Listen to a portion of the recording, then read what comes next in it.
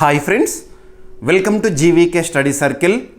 ఈ వీడియోలో ఆగస్టు 22, 2026కి సంబంధించి వార్తలు నిలిచిన జాతీయ, అంతర్జాతీయ, రాష్ట్రీయాంశాల గురించి, వార్తలు నిలిచిన వ్యక్తులు, అవార్డులు, పుస్తకాలు, మరి క్రీడా సంబంధిత సమాచారం ఒక్కొక్క అంశాన్ని వివరంగా తెలుసుకుందాం.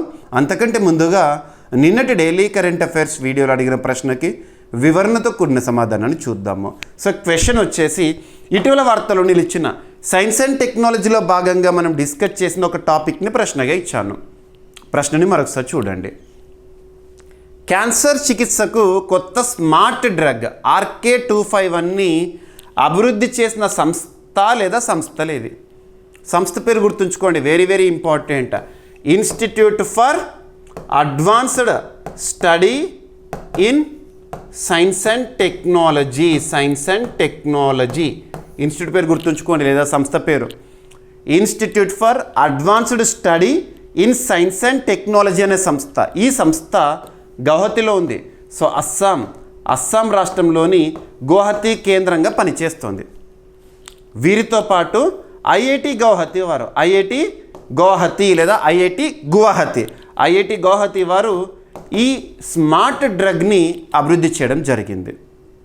ఏదైనా ఒక ఇన్నోవేషన్ గురించి చూస్తున్నప్పుడు అభివృద్ధి చేసిన వారెవరు, వారి యొక్క హెడ్ క్వార్టర్ ఇక్కడ చూడాలి. సో ఇక్కడ రెండు సంస్థలు గుర్తుంచుకోండి, ఒకటి ఐఐటి గౌహతి, సెకండ్ వచ్చేసి గౌహతిలో ఉన్న ఒక సంస్థ, జాతీయ ప్రాముఖ్యత ఉన్న సంస్థ institute for advanced study in science and technology. ఇరు సంస్థలు సంయుక్తంగా RK-251ని అభివృద్ధి చేస్తున్నాయి. ఆగస్టు 2026లో మనం చూసాము. మరి ఈ స్మార్ట్ డ్రగ్ యొక్క ప్రత్యేకత ఏంటంటే, సర్వసాధారణంగా క్యాన్సర్ పేషెంట్స్ ఎవరైతే ఉంటారో వారికి ఇచ్చే ట్రీట్మెంట్ మనం కీమోథెరపీగా చూస్తాము. ఈ కీమోథెరపీ వల్ల ఏమవుతుందంటే, మన బాడీలో, మన శరీరంలో క్యాన్సర్ సెల్స్ ఏవైతే ఉంటాయో వాటిపైన ప్రభావాన్ని చూపిస్తుంది chemotherapy. At the same time చుట్టుపక్కల ఉండే హెల్దీ సెల్స్ ఉంటాయి కదా, వాటిపైన కూడా ప్రభావాన్ని చూపిస్తుంది. అంటే అవి కూడా డ్యామేజ్ అవుతాయి. సో ఇప్పుడు ఈ సమస్యను అధిగమిస్తూ ఈ స్మార్ట్ డ్రగ్ RK-251 అనేది న్యూస్లో ఉంది. RK-251 ఒక స్మార్ట్ డ్రగ్. కామన్గా మనం సాంప్రదాయంగా చూస్తున్న కీమోథెరపీ ఏదైతే ఉంటుందో ఇక దాన్ని రిప్లేస్ చేయొచ్చు ఈ స్మార్ట్ డ్రగ్తో. ఇది టార్గెటెడ్ సిస్టంలో ఉపయుక్తంగా ఉంటుంది. టార్గెటెడ్ అంటే మన శరీరంలో క్యాన్సర్ సెల్స్ ఎక్కడైతే ఉంటాయో ఆ క్యాన్సర్ సెల్స్ని మాత్రమే టార్గెట్ చేస్తుంది. చుట్టుపక్కల హెల్దీ సెల్స్ ఏవైతే ఉంటాయో వాటికి ఎటువంటి డ్యామేజ్ చేయనటువంటి స్మార్ట్ డ్రగ్. ఇటీవల కాలంలో వార్తలు నిలిచిన వ్యాధుల గురించి కానివ్వండి, లేదా వాటిని అడ్డుకట్ట వేయడానికి జరుగుతున్న పరిశోధనలు ఏవైతే ఉంటాయో, ఇటువంటి పరిశోధనలు ఏవైతే ఉంటాయో వాటిని ఖచ్చితంగా చూడాలి. ఇదే విధంగా చూడండి, అభివృద్ధి ఏంటి, లేదా పరిశోధన ఏంటి, లేదా ఇన్నోవేషన్ ఏంటి, అభివృద్ధి చేసిన సంస్థ లేదా సంస్థలు ఏంటి, దాని యొక్క ప్రత్యేకత ఏంటి, ప్రాధాన్యత ఏంటి, సరిపోతుంది. ఇక కార్సినోజెనిక్ ఏజెంట్స్ అంటే ఏంటి, దట్ కాజెస్ క్యాన్సర్, ఇటువంటి పదాలు కూడా చూడండి. ఓకేనా, ఇక్కడ స్క్రిప్ట్ చూడండి. క్యాన్సర్ చికిత్సకి కొత్త స్మార్ట్ డ్రగ్ పేరేంటి, RK-251 అభివృద్ధి. Very very important. ఇక భారతదేశంలో టీకాలకు సంబంధించి కానీ, వ్యాక్సిన్లకు సంబంధించి కానివ్వండి, ఇటువంటి వాటికి సంబంధించి కానివ్వండి, భారతదేశంలో ఔషధ నియంత్రణ సంస్థలు అనేవి ఉన్నాయి. Central drug standards and control organisation, drug control general of India, వారి అనుమతులు అనేవి మ్యాండేటరీ.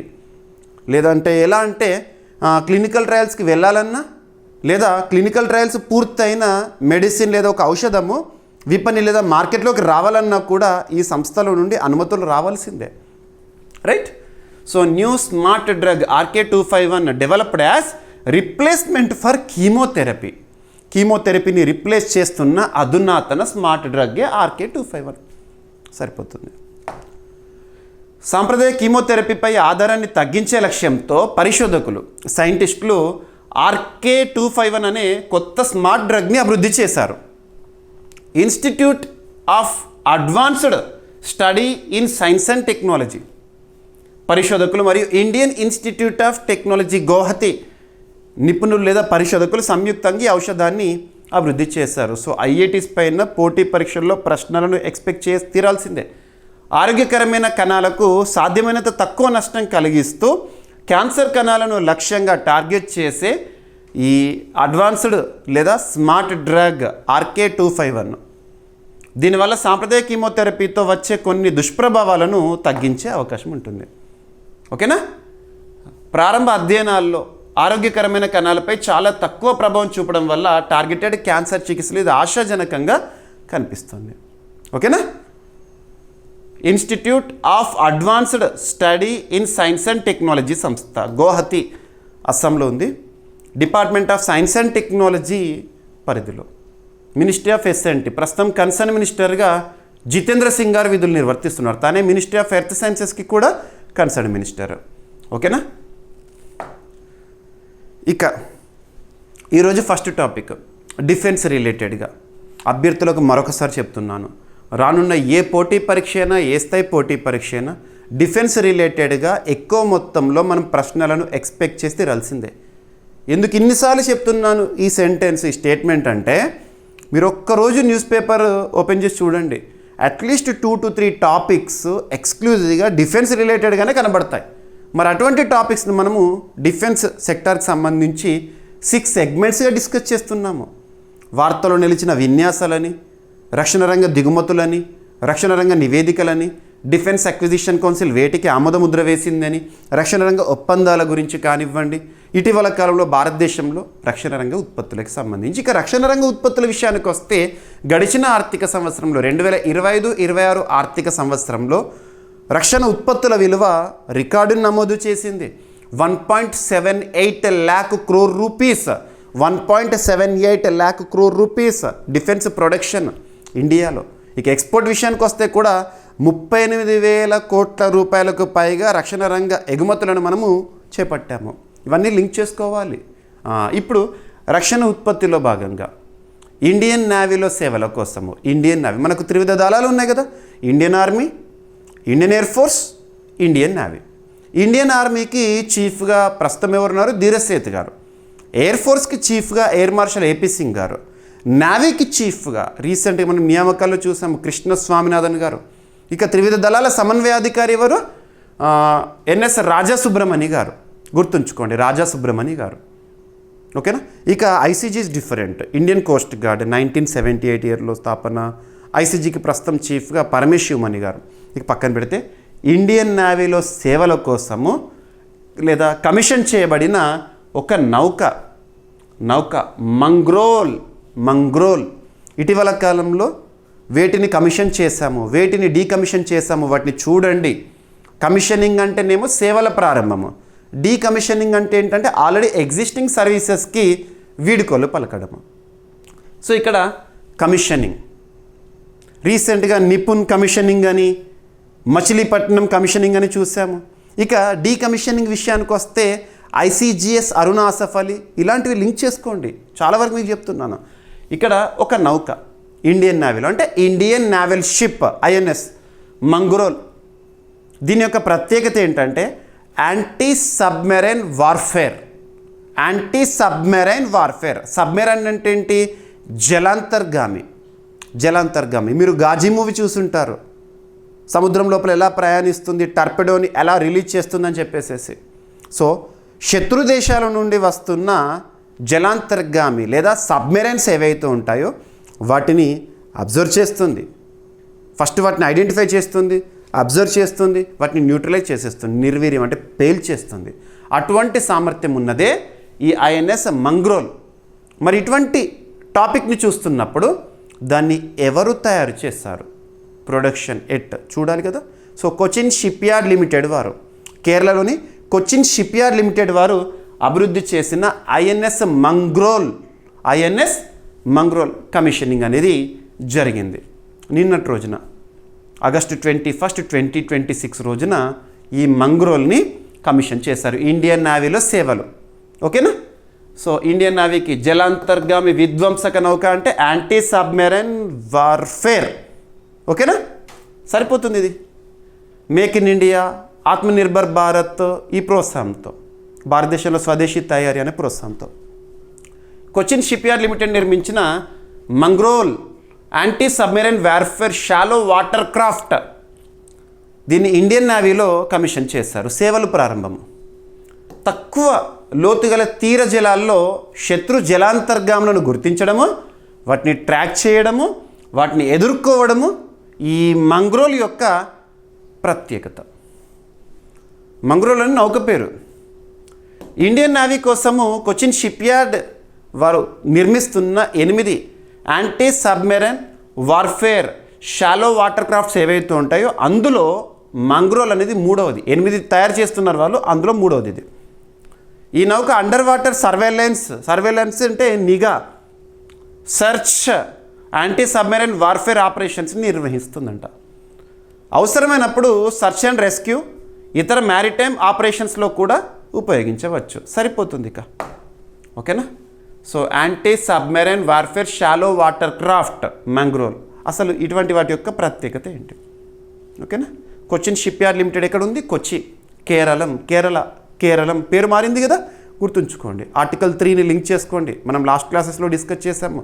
ఒక రాష్ట్రానికి సంబంధించి ఎగ్జిస్టింగ్ నేమ్ని చేంజ్ చేయాలంటే ప్రొసీజర్ ఏంటి, ఇవన్నీ అడుగుతారు. నేను మరొకసారి చెప్తున్నాను, కరెంట్ అఫైర్స్ని ఒక సింగిల్ సబ్జెక్ట్లా కాదు, కరెంట్ అఫైర్స్ని జనరల్ స్టడీస్లో వస్తున్న అప్డేటెడ్ ఇన్ఫర్మేషన్గా చూడండి.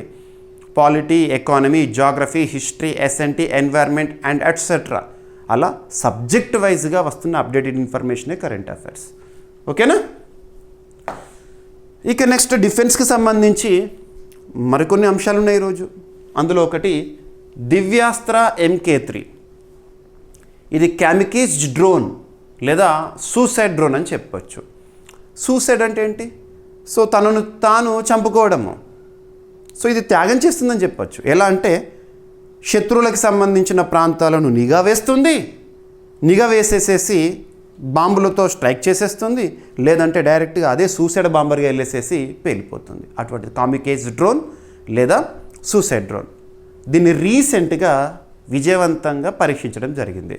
ఇక్కడ మనం అబ్జర్వ్ చేయాల్సింది ఏంటంటే భారతదేశంలో రక్షణ రంగంలో ప్రైవేట్ భాగస్వామ్యం అనేది పెరుగుతుంది.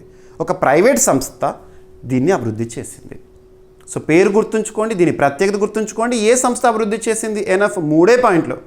సో దివ్యాస్త్ర MK3 స్వదేశీ ఇండిజినస్గా అభివృద్ధి చేయబడిన జెట్ పవర్డ్ లాయిటరింగ్ మ్యూనిషన్ తొలి విమాన పరీక్ష. ఇది డ్రోన్ అన్మాన్డ్ ఎయిర్ వెహికల్. ఓకేనా? విజయవంతము. ఓకేనా? ఎక్కడ? ఉత్తరప్రదేశ్లోని లక్నోకి చెందిన ఒక సంస్థ, ఒక డిఫెన్స్ స్టార్టప్ ప్రైవేట్ సంస్థ Kava UAV private limited. Kava UAV private limited అంటే UAV అంటే అన్మాన్డ్ ఎయిర్ వెహికల్, మానవరహిత విమానము. The dependency on drones is increasing nowadays. మానవరహిత విమానాలపైన ఆధారపడడం అనేది పెరుగుతూ వస్తుంది వివిధ రంగాల వారీగా. ఓకేనా? సో గుర్తుంచుకోండి. హోవరిట్ అభివృద్ధి చేసిన దివ్యాస్త్ర MK3 తొలి మానవరహిత విమాన పరీక్షను విజయవంతంగా నిర్వహించారు. దివ్యాస్త్ర MK3 అనేది స్వదేశీయంగా డిజైన్ చేసి అభివృద్ధి చేసి తయారు చేసిన జెట్ పవర్డ్ లాయిటరింగ్ మ్యూనిషన్. ఈ సెంటెన్స్ గుర్తుంచుకోండి. దీని యొక్క టెక్నికల్ వర్డ్ గుర్తుంచుకోవాలి. Jet powered loitering munition. ఇందులో స్వదేశీ పవర్ ప్లాంట్ని ఉపయోగించారు. పూర్తి స్వదేశీ ప్రొపల్షన్ వ్యవస్థతో రూపొందించిన జెట్ పవర్డ్ లాయిటరింగ్ మ్యూనిషన్ భారత్లో తొలిసారి గగనతలంలోకి ఎగరడం ఈ పరీక్ష ప్రత్యేకతగా చెప్పొచ్చు. తొలిసారి, మొట్టమొదటిసారి అంటే సూపర్లేటివ్ డిఫెన్స్ సంబంధించింది. లాయిటరింగ్ మ్యూనిషన్స్ని సాధారణంగా కామికేజ్ డ్రోన్ లేదా సూసైడ్ డ్రోన్ అని కూడా పిలుస్తారు. ఇది లక్ష్య ప్రాంతం చుట్టూ గాల్లో సంచరిస్తూ నిర్దిష్ట లక్ష్యాన్ని గుర్తించిన తర్వాత తనలోని వార్ హెడ్తో నేరుగా దాడి చేసేస్తుంది. Suicide drone, kamikaze drone. ఓకేనా? సరిపోతుంది. సాధారణ రికగ్నిజెన్స్ డ్రోన్ మిషన్ అనంతరం తిరిగి రావచ్చు, కానీ లాయిటరింగ్ మ్యూనిషన్ లక్ష్యాన్ని ఢీకొట్టి తన వార్ హెడ్తో పాటు ధ్వంసమవుతుంది. అందుకే లాయిటరింగ్ పేరు గుర్తుంచుకోండి. ఇది తిరిగి రాదు. లాంచ్ చేసామంటే శత్రు ప్రాంతాన్ని ధ్వంసం చేసేస్తుంది, ఇది ధ్వంసం అయిపోతుంది. ఓకేనా? అందుకే అన్మాన్డ్ ఎయిర్ వెహికల్స్ అంటున్నాను. ఇవన్నీ కూడా అన్మాన్డ్ ఎయిర్ వెహికల్ అంటే అది ధ్వంసమైనా పర్లేదు, టెక్నాలజీ మళ్ళీ అభివృద్ధి చేస్తాము. అదే మనము ఫ్లైట్ కానీ లేదా విమానం అనుకోండి, అలా మనము అలాంటి డేర్ డెసిషన్స్ తీసుకోలేం కదా. అలా రైట్. దివ్యాస్త్ర MK3 ఎవరు అభివృద్ధి చేశారు, ఆ సంస్థ యొక్క ప్రధాన కేంద్రం ఎక్కడ, దీని యొక్క ప్రత్యేకత ఏంటి, మరియు రకం ఏంటి, ప్రధాన విధి ఏంటి, సరిపోతుంది. ఈ టాపిక్ని సింప్లిఫై చేసేసాను. ఇక నెక్స్ట్ రక్షణ రంగానికి సంబంధించింది. అమెరికా నుండి కొనుగోలు చేసిన ఒక నౌక, ఇండియన్ నేవీలో సేవలు అందిస్తున్న ఒక నౌక, దానికి సంబంధించి నవీకరణ అంటే దాన్ని మోడర్నైజ్ చేయడము, దాన్ని రిపేరింగ్ వర్క్స్ అనుకోండి. ఇక్కడ నౌక పేరు ఏంటంటే ఐఎన్ఎస్ అంటే ఇండియన్ నేవల్ షిప్, పేరు వచ్చేసేసి జలాశ్వ, ఆల్రెడీ సర్వీస్లో ఉంది ఇది. దీని మోడర్నైజ్ కోసము విశాఖ, సో విశాఖ హిందుస్థాన్ షిప్ యార్డ్కి చేరవేశారు. హిందుస్థాన్ షిప్ యార్డ్ లిమిటెడ్ విశాఖపట్నంలో ఉంది. ప్రముఖ నౌకా నిర్మాణ సంస్థల్లో లేదా నౌకా రిపేరింగ్ సంస్థల్లో ఒకటి. ఓకేనా. ఇండియన్ నేవీకి చెందిన, ఇండియన్ నేవీ త్రివిధ దళాలు ఒకటి, ఇండియన్ నేవీకి చెందిన ప్రముఖ landing platform dock INS Jalashwa భారీ రీఫిట్ సాంకేతిక నవీకరణ పనుల కోసం విశాఖపట్నంలోని హిందుస్థాన్ షిప్ యార్డ్ లిమిటెడ్కి చేరుకుంది. ఇండియన్ నేవీ అధికారుల సమన్వయంతో హెచ్ఎస్ఎల్ అంటే హిందుస్థాన్ షిప్ యార్డ్ లిమిటెడ్ ఈ నౌకలో ఆధునిక సాంకేతిక వ్యవస్థలను అమర్చి ఆపరేషనల్ సామర్థ్యాన్ని మెరుగుపరుస్తుంది అంట. మోడర్నైజ్ చేస్తారు. మారుతున్న కాలానికి అనుగుణంగా ప్రతి వ్యవస్థలో మార్పులు రావాల్సిందే. అలా ఇటువంటి వాటిలో కూడా ఐఎన్ఎస్ జలాశ్వ గతంలో అమెరికా నౌకాదళంలో సేవలు అందించింది. అప్పుడు దాన్ని యుఎస్ఎస్ అమెరికాకు సంబంధించి యుఎస్ఎస్ ట్రెంటన్ పేరుతో సేవలు అందించారు. ఇదే షిప్ అక్కడ అమెరికాలో సేవలు అందించింది. ఆ తర్వాత దాన్ని మనం 2007 సంవత్సరంలో కొనుగోలు చేసినాము. ఓకేనా. ఐఎన్ఎస్ జలాశ్వగా పేరు మార్చుకొని మనం సర్వీసెస్ని పొందుతున్నాం. 2007 జూన్ 22న దీనిని ఇండియన్ నేవీలో కమిషన్ చేశారు. సేవలు ప్రారంభం, అప్పటి నుండి సేవలు అందిస్తుంది. ఓకేనా. ఇది నౌకాదళానికి చెందిన కీలక యాంఫిబియస్ వార్ఫేర్ ట్రూప్ ట్రాన్స్పోర్ట్ ప్లాట్ఫామ్స్లో ఒకటంట. ఓకేనా, సరిపోతుంది. So INS Jalashwa landing platform dock, ఓకేనా, పూర్వ పేరు యుఎస్ఎస్ ట్రెంటన్, అమెరికన్ నేవీలో సేవలు అందించింది. ఆస్టిన్ క్లాస్ భారత్ ఎప్పుడు కొనుగోలు చేసింది, ప్రత్యేకత ఏంటి.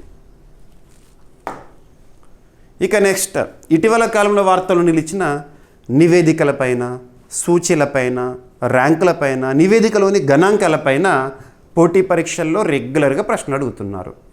ఏదైనా ఒక రిపోర్ట్ గురించి చూస్తున్నప్పుడు ఆ రిపోర్ట్ని విడుదల చేసిన సంస్థ లేదా సంస్థలు ఏంటి, ఆ రిపోర్ట్ యొక్క కవర్ పేజ్ చూడండి. కవర్ పేజ్ పైన ఆ నివేదిక లేదా రిపోర్ట్ యొక్క పేరుని ఏ లాంగ్వేజ్లో అయితే ఉంటుందో అదే లాంగ్వేజ్లో గుర్తుంచుకోవాలి.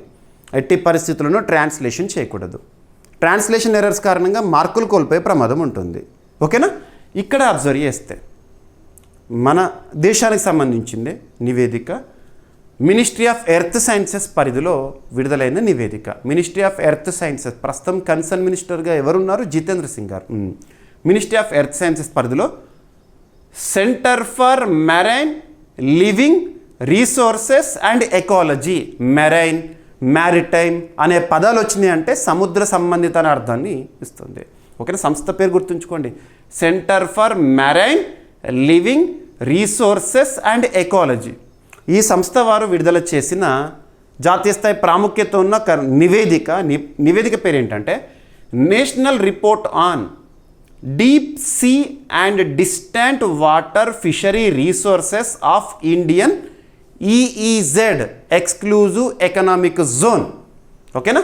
ఈ నివేదికలో పేర్కొన్న గణాంకాలు కానివ్వండి, ఇంపార్టెంట్ హైలైట్స్ ఏంటో చూద్దాము. మినిస్ట్రీ ఆఫ్ ఎర్త్ సైన్సెస్ పరిధిలోని ఒక సంస్థ గురించి చూస్తున్నప్పుడు ఆ సంస్థ ఏ మంత్రిత్వ శాఖ పరిధిలో ఉందో చూడాలి. ఆ పాయింట్స్ అన్నీ నేను కవర్ చేస్తున్నాను. ఒక టాపిక్లో భాగంగా ఒక రాష్ట్రం గురించి వచ్చినా, ఒక దేశం గురించి వచ్చినా, ఒక సంస్థ గురించి వచ్చినా, ఒక కూటమి గురించి వచ్చినా బేసిక్ పాయింట్స్ అన్నీ ఇస్తున్నాను ఎక్స్ట్రా ఇన్ఫర్మేషన్గా. చూడండి, జీకే పాయింట్స్ అవి. మినిస్ట్రీ ఆఫ్ ఎర్త్ సైన్సెస్ పరిధిలోని centre for marine living resources and ecology. ఓకేనా. రిపోర్ట్ పేరేంటి, national report on deep sea and distant water fishery resources of the Indian exclusive economic zone. ఓకేనా. ఈ నివేదికలో దాదాపు 4 దశాబ్దాల ఓషనోగ్రాఫిక్ పరిశోధనలు, ఓషనోగ్రాఫిక్ అంటే సముద్ర పరిశోధనలు, సుమారు 3 దశాబ్దాల క్రమబద్ధమైన మత్స్య వనరుల సర్వేల సమాచారాన్ని సేకరించారు. మత్స్య వనరులు అంటే మెరైన్ రీసోర్సెస్ ఉంటాయి కదా, ఫిషెస్ కానివ్వండి, వీటికి సంబంధించిన సమాచారాన్ని ఈ రిపోర్ట్లో పెట్టారు.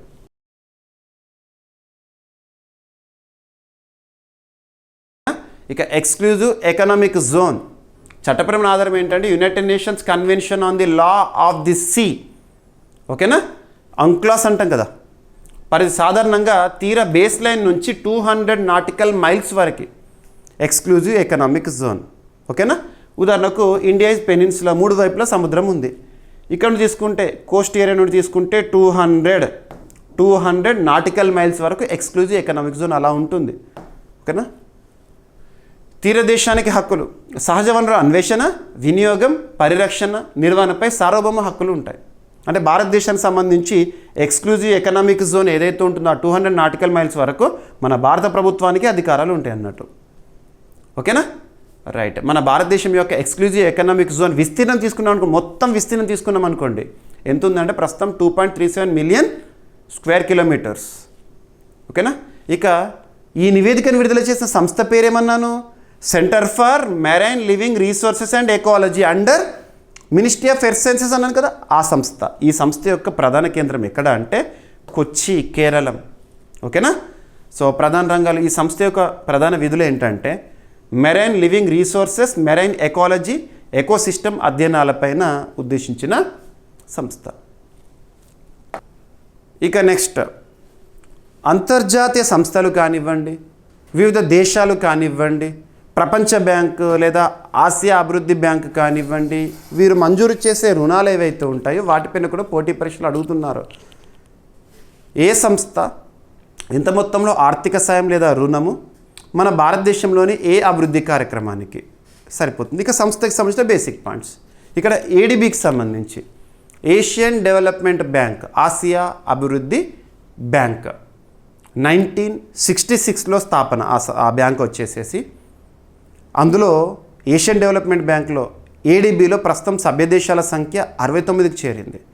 69వ సభ్య దేశము ఇజ్రాయెల్, నాన్ రీజనల్ మెంబర్, అది 2024లో. నెక్స్ట్ వచ్చేసేసి మనీలా, ఫిలిప్పీన్స్ కేంద్రంగా పనిచేస్తోంది. ప్రస్తుతం ఏడీబీకి చీఫ్గా ఎవరున్నారంటే మసాతో కండా గారు. ఎనఫ్, అవి స్టాటిక్ పాయింట్స్. ఇప్పుడు topic, ADB Asian development bank మన భారతదేశంలో ఒక ప్రాజెక్ట్ కోసము $230 మిలియన్ రుణ సాయాన్ని చేస్తుందంట, ఫినాన్షియల్ సపోర్ట్.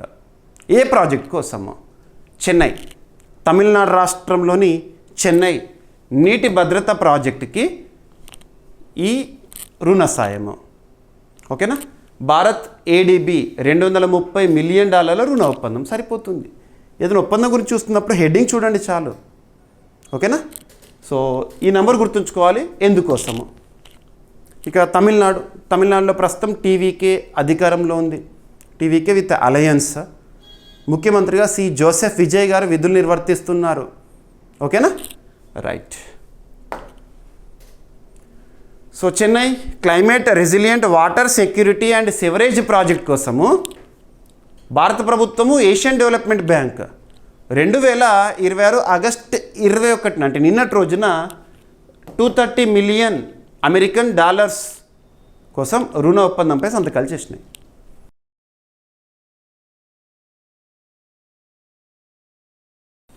ఏడీబీకి సంబంధించిన బేసిక్ పాయింట్స్. ఓకేనా, ఇక నెక్స్ట్ బ్రిక్స్కి సంబంధించిన సదస్సులపైన ఖచ్చితంగా ఫోకస్ చేయండి. మీరు అబ్జర్వ్ చేస్తే ఎవ్రీడే ప్రతిరోజు దాదాపు బ్రిక్స్కి సంబంధించి టాపిక్ని చూస్తున్నాం.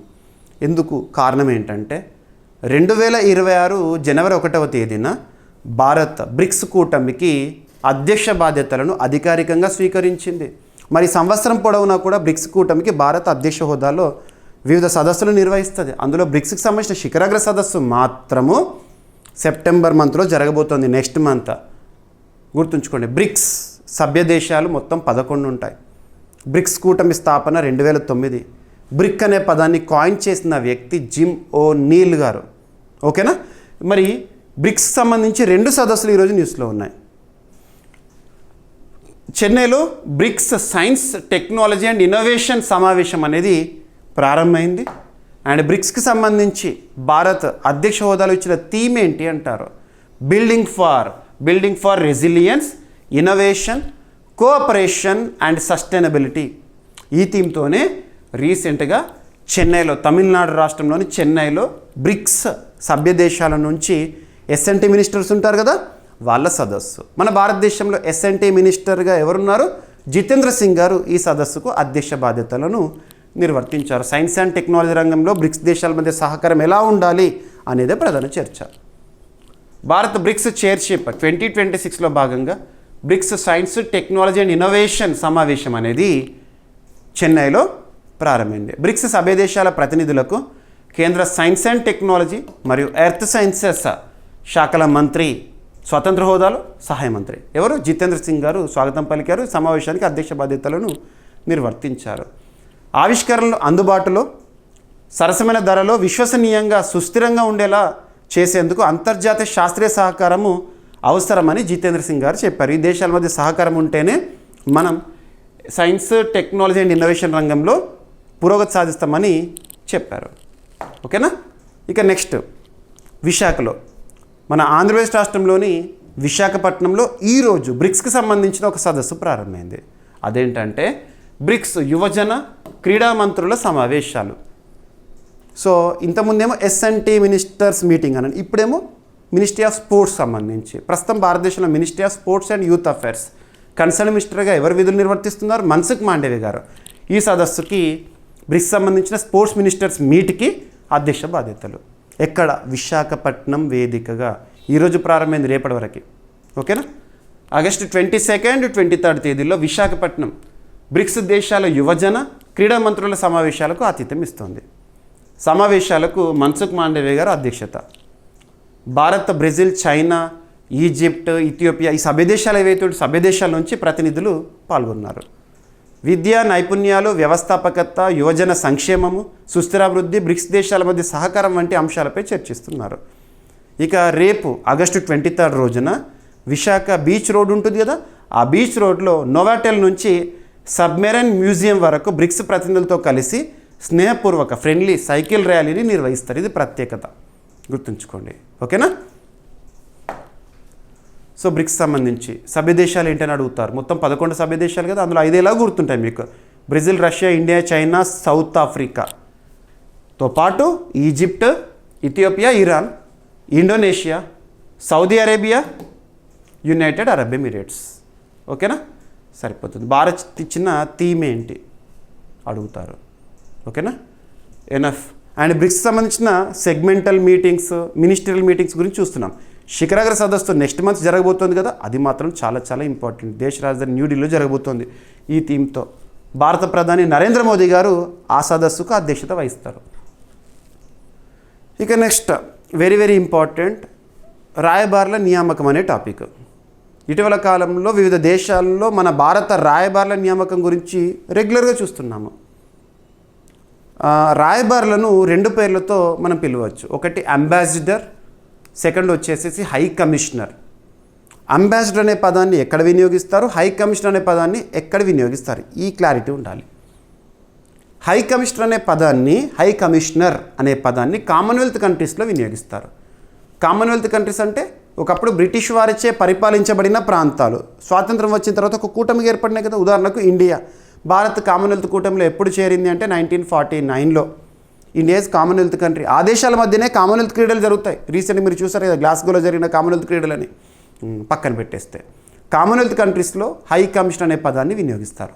అదర్ దెన్ కామన్వెల్త్ కంట్రీస్లో అంబాసిడర్ అనే పదాన్ని. పేరు ఎలా ఉన్నా సరే, హై కమిషనర్ అన్న, అంబాసిడర్ అన్న, తెలుగులో రాయబారులు అనొచ్చు, డిప్లొమాట్స్ అనొచ్చు. వీరి యొక్క ఉద్దేశం ఏంటంటే, ఉదాహరణకి భారత్ ప్రపంచంలోని వివిధ దేశాలతో సత్సంబంధాలు కొనసాగిస్తుంది. ఉదాహరణకు India, US, India, Russia, India, Australia, ఇలా ఒక 3 దేశాలు తీసుకున్నాను. ఎగ్జాంపుల్, ప్రపంచంలో 3 దేశాలు తీసుకున్నాను. ఉదాహరణకి ఇండియా, రష్యా సంబంధాలు తీసుకోండి. భారతదేశం నుంచి ఒక రాయబారి రష్యాలో ఉంటారు. రష్యా దేశం నుంచి రష్యన్ ఒక వ్యక్తి రాయబారిగా మన భారతదేశంలో ఉంటారు. ఈ రాయబారుల పాత్ర ఏంటంటే ఇరు దేశాల మధ్య కుదిరే ఒప్పందాలు ఏవైతే ఉంటాయో ఆ ఒప్పందాల పర్యవేక్షణ చేస్తారు. దేశాల మధ్య సంబంధాలను సత్సంబంధాలుగా మారుస్తారు సింపుల్గా. ఓకేనా, గుర్తుంచుకోండి. వీరు ఉండేది ఎంబసీ అని చెప్పేసి మనం చూస్తూ ఉంటాము. మరి భారతదేశం నుంచి వివిధ దేశాలకు రాయబారులు అంటున్నాం కదా, ఈ రాయబారులను నియమించే అధికారం ఎవరికి ఉంటుందంటే రాష్ట్రపతికి ఉంటుంది. సీనియర్ ఐఎఫ్ఎస్ అధికారులను రాయబారులుగా నియమిస్తారు. మరి ఇక్కడ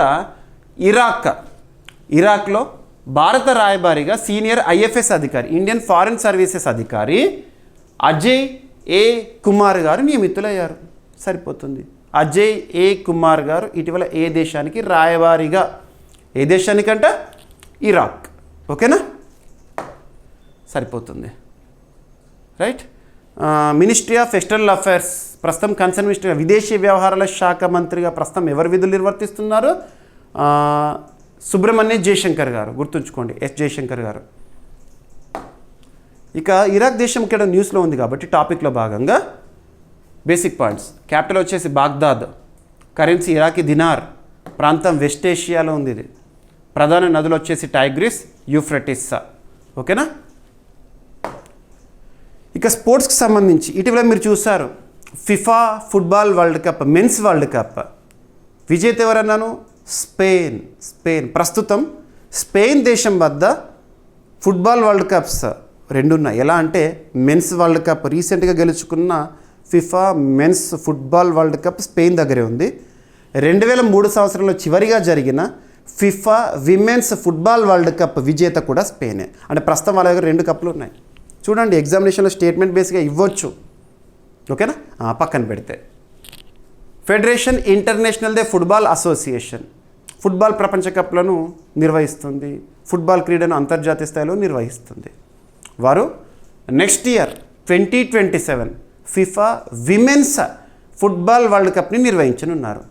సో షెడ్యూల్ అనేది అఫీషియల్ అయింది. ఎక్కడ, ఎప్పుడు చూస్తే సరిపోతుంది. ఓకేనా. Federation International de Football Association 2027 FIFA women's world కప్కి సంబంధించిన 64 మ్యాచ్ల షెడ్యూల్ని రీసెంట్గా ప్రకటించారు. ఈ టోర్నమెంట్ 2027 నెక్స్ట్ ఇయర్ జూన్ 24 నుంచి జూలై 25 వరకు బ్రెజిల్లో నిర్వహించనున్నారు. మొత్తం 32 టీమ్స్ కంట్రీస్ పార్టిసిపేట్ చేస్తాయి. ఇది FIFA women's world cup 10th edition అంట. 2027 జూన్ 24న ప్రారంభ మ్యాచ్, జూలై 25న ఫైనల్ మ్యాచ్ అనేది జరుగుతుంది. సరిపోతుంది. ఓకేనా, ఎగ్జామినేషన్లో అడగవచ్చు. ప్రస్తుతం డిఫెండింగ్ ఛాంపియన్ ఎవరు ఇక్కడగా? స్పెయిన్. ఓకేనా. రీసెంట్గా FIFA men's football world cup runner-up ఎవరు? అర్జెంటీనా. గుర్తుపెట్టుకోండి, ఇవన్నీ కూడా 3 దేశాలు ఆతిథ్యం ఇచ్చిన మెన్స్ వరల్డ్ కప్కి అవి ఏంటని అడుగుతారు. ఓకేనా, సరిపోతుంది. ఇక ఫిఫా సంస్థ federation International de Football association స్థాపన 1904. ప్రధాన కార్యాలయం వచ్చేసి జ్యూరిచ్. ఓకేనా. ఇక ఈరోజు ప్రశ్న, నీట్ వ్యవహారంపై ఇటీవల ఢిల్లీలో జరిగిన సిజేపీ కాక్రోచ్ జనతా పార్టీ ఆందోళనలు, పోలీసుల చర్యలపై సుప్రీంకోర్టు ఎవరి నేతృత్వంలో విచారణ కమిటీని ఏర్పాటు చేసింది? ఆ కమిటీలో సభ్యులు ఎవరు?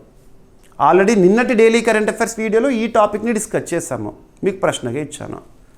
ఇక ఈరోజు టాపిక్స్ని క్విక్ రివిజన్ చేస్తే, నిన్నటి డైలీ కరెంట్ అఫైర్స్ వీడియోలో అడిగిన ప్రశ్నకి కంప్లీట్ ఎక్స్ప్లెనేషన్ ఇచ్చాను. ఇండియన్ నేవీకి జలాంతర్గామి విధ్వంసక నౌక ఏంటి? ఐఎన్ఎస్ మంగ్రోల్ అందజేత. ఎవరు అభివృద్ధి చేశారు దీన్ని? కొచ్చి షిప్ యార్డ్ లిమిటెడ్. ప్రత్యేకత ఏంటో చూడండి. దివ్యాస్త్ర MK3 స్వదేశీ జెట్ పవర్డ్ లాయిటరింగ్ మ్యూనిషన్ తొలి విమాన పరీక్ష ఉత్తరప్రదేశ్లో రీసెంట్గా విజయవంతమైంది. ఐఎన్ఎస్ జలాశ్వ 2007లో కమిషన్ చేశారు. అమెరికా నేవీ నుండి కొనుగోలు చేశాము. దానికి సంబంధించి మోడర్నైజ్ లేదా నవీకరణకు విశాఖ హిందుస్థాన్ షిప్ యార్డ్ లిమిటెడ్కి చేరింది ఈ షిప్. భారత ఎక్స్క్లూజివ్ ఎకనామిక్ జోన్లో deep sea distant water fishery వనరులపై జాతీయ నివేదిక ఇటీవల విడుదలైంది. ఏ సంస్థ విడుదల చేసింది? ఈ నివేదిక యొక్క ప్రత్యేకత ఏంటి? ఎక్స్క్లూజివ్ ఎకనామిక్ జోన్ అంటే ఎక్కడి వరకు ఉంటుంది? మ్యారిటైమ్ హెరిటేజ్ సహకారానికి భారత్ సింగపూర్ ఇరు దేశాల మధ్య కుదిరిన ఒప్పందము. చెన్నై నీటి భద్రత ప్రాజెక్టుకి భారత్ ఏడీబీ $230 మిలియన్ రుణ ఒప్పందము. చెన్నైలో BRICS science technology and innovation సమావేశం ప్రారంభమైంది. అండ్ ఈరోజు ఆంధ్రప్రదేశ్ రాష్ట్రంలో విశాఖపట్నంలో బ్రిక్స్ యువజన మరియు క్రీడా మంత్రుల సమావేశాలు కూడా ప్రారంభమైనాయి. అక్టోబర్లో భారత తొలి భారీ స్థాయి బయోపాలిమర్ ప్లాంట్ ప్రారంభము ఉత్తరప్రదేశ్లో. ఏ సంస్థలు అభివృద్ధి చేస్తున్నాయి? క్యాన్సర్తో ముడిపడిన పర్యావరణ కారకాలను గుర్తించేందుకు mute AI verse AI platform అభివృద్ధి చేసిన 3 సంస్థల పేర్లు గుర్తుంచుకోండి, వెరీ వెరీ ఇంపార్టెంట్. విడిగా వంట నూనెల విక్రయాలను నిషేధించింది మహారాష్ట్ర. మహారాష్ట్ర తీరంలో 2 కొత్త సూక్ష్మ సముద్ర జీవజాతుల గుర్తింపు. మోనజైట్ కోసము ఏపీ రేర్ ఎర్త్ కార్పొరేషన్ ఏర్పాటుకి ఆంధ్రప్రదేశ్ రాష్ట్ర ప్రభుత్వం సన్నాహాలు. ఇరాక్లో భారత తదుపరి రాయబారిగా అజయ్ ఏ కుమార్ గారు నియమితులయ్యారు. ఫిఫా విమెన్స్ వరల్డ్ కప్ 2027 ఆతిథ్య దేశము బ్రెజిల్. దీనికి సంబంధించిన షెడ్యూల్ని విడుదల చేసింది ఫిఫా సంస్థ. డాక్టర్ అశుతోష్ పరిడా ఒడియా రచయిత, తనకి ప్రతిష్టాత్మక సరళ పురస్కారం 47th సరళ పురస్కార గ్రహీత ఎవరైనా అడుగుతారు. ఏ సంస్థ ఈ పురస్కారాన్ని ప్రకటిస్తుంది? మాంట్రీ ప్రైజ్ ఏ విధంగా ఉంటుంది? ఇక ఈరోజు ప్రశ్న, నీట్ వ్యవహారంపై ఇటీవల ఢిల్లీలో జరిగిన సిజేపీ ఆందోళనలు, పోలీసుల చర్యలపై సుప్రీంకోర్టు ఎవరి నేతృత్వంలో విచారణ కమిటీని, ఎంక్వైరీ కమిటీని ఏర్పాటు చేసింది? ఆ కమిటీలో సభ్యులు ఎవరు? అభ్యర్థులు ప్రతిరోజు మన డైలీ కరెంట్ అఫైర్స్ వీడియో చూడండి. కంప్లీట్ వీడియో ఎక్స్ప్లెనేషన్ అనేది మీకు జీవీకే స్టడీ సర్కిల్ యాప్లో, సో జీవీకే స్టడీ సర్కిల్ యాప్లో CA 360 2026 కోర్సులో ఉంటుంది. కంప్లీట్ వీడియో ఉంటుంది, each and every topic explanation. మరియు ఎక్స్ప్లెనేషన్ విన్న తర్వాత మన కోర్సులో CA 360 కోర్సులో నేను అప్లోడ్ చేస్తున్న PDF ఏదైతే ఉంటుందో తెలుగు మీడియం అభ్యర్థుల కోసం తెలుగులో ఇస్తున్నాను, ఇంగ్లీష్ మీడియం అభ్యర్థుల కోసం ఇంగ్లీష్లో ఇస్తున్నాను. ఈరోజు వీడియోలో ప్రతి టాపిక్ సంబంధించిన స్క్రిప్ట్ డౌన్లోడ్ ఆప్షన్తో ఉంటుంది. ఇక మంత్ ముగియగానే మంత్లీ రౌండ్ ఆఫ్ వీడియోస్ ఉంటాయి. మంత్లీ మ్యాగజైన్ తెలుగులోను ఇంగ్లీష్లోనూ ఉంటుంది, 20 సెగ్మెంట్స్గా ఉంటుంది. మరియు special videos including PDFs, one liner current affairs, short duration videos and more. ఇవన్నీ కూడా మీకు CA 360 కోర్సులో ఉంటాయి. ఓకేనా? సో ప్రతిరోజు క్లాస్ని చూడండి. ఏమైనా మిస్లేనియస్ టాపిక్స్ ఉన్నాయనుకోండి ఈరోజు క్లాస్లో, నో నీడ్ టు వర్రీ, రేపటి క్లాస్లో జోడించి డిస్కస్ చేద్దాము. రేపు మళ్ళీ కలుద్దాం. Thank you.